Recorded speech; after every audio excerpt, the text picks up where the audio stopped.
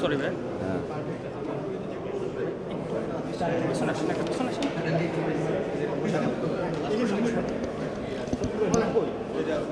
কি ভাই আপনি সার্বিকভাবে কীভাবে দেখছেন?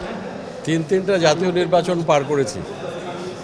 এখানে যে উৎসাহ উদ্দীপনা দেখছি ওই জাতীয় নির্বাচনের চেয়ে কোনো অংশে কম নয় এবং এটা খুবই ভালো। এই যে উৎসাহ উদ্দীপনা, শিল্পীদের নিজস্ব একটা সংস্থা তৈরি করা এবং সেটার মাধ্যমে তাদের স্বার্থ সংরক্ষণ করার যে চেষ্টাটা, এটা খুবই জরুরি ছিল। এর আগেও এই ধরনের সমিতি নির্বাচন হয়েছে ঠিকই, কিন্তু যে কোনো কারণেই হোক হয়তো অতীতের সমিতিগুলো সেইভাবে সংস্থাগুলো কাজকর্ম চালিয়ে যেতে পারেনি।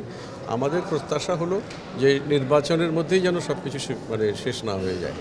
নির্বাচনের পরে যে নতুন কমিটি আসবে, যেই আসুক না কেন, তারা যেন সবাই মিলে ঐক্যবদ্ধভাবে শিল্পীদের যে লক্ষ্য বা আমাদের যে উদ্দেশ্যগুলো আছে আমরা যেন সেগুলো অর্জন করতে পারি এবং আমরা যেন ঐক্যবদ্ধ থাকি।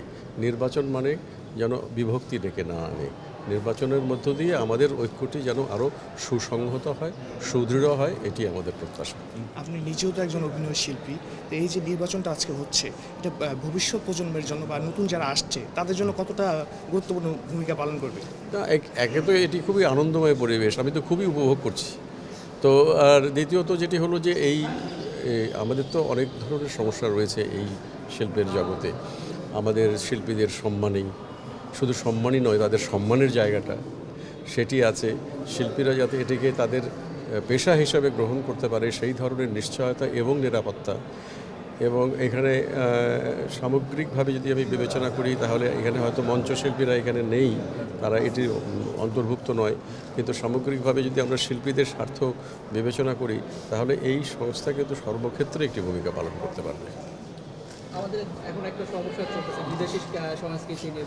আমাদের দেশীয় চ্যানেলে কিছু বিদেশি সিরিয়াল চলতেছে এবং বিদেশি চ্যানেলগুলো বন্ধের একটা দাবি উঠেছে, সেটা নিয়ে সরকারের পৃথিবীর দরজা জানালা কিন্তু বন্ধ রাখা যাবে না।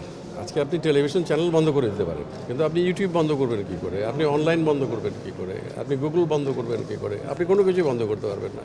যে জায়গাটিতে আমাদের মূল কাজ সেটি বন্ধ করা নয়, মূল কাজ হলো আমাদের নিজস্ব মান বৃদ্ধি করা। আমাদের অভিনয়, আমাদের নাটক, আমাদের কারিগরি সুযোগ সুবিধা সবগুলোর মান যদি বৃদ্ধি পায়, আমরা প্রতিযোগিতা থেকে পিছিয়ে যাব কেন? আমরা সারা পৃথিবীর সামনে মাথা উঁচু করে দাঁড়াবো এবং সেই ধরনের একটা মনোভাব নিয়ে আমাদের এগিয়ে যাওয়া দরকার।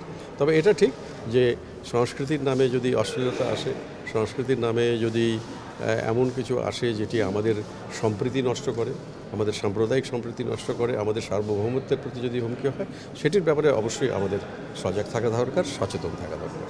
মন্ত্রী থেকেও এই শিল্পী হিসেবে নির্বাচিত ভোটটা দিয়েছেন, সেটা কীরকম লেগেছে? কোনটা?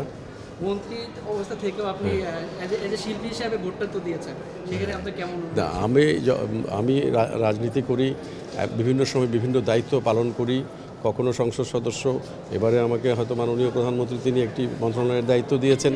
কিন্তু যেহেতু আমি রাজনীতি করি, কোনো না কোনো দায়িত্বে তো আমি আছি। কিন্তু পাশাপাশি আমার জীবন তো শুরু হয়েছে শিল্পী হিসেবে। আমার অভিনয় জীবন আমার জীবনে একটা প্রধানতম অংশ, সেই অংশকে বাদ দিয়ে তো আমার অস্তিত্ব থাকে না। Thank you.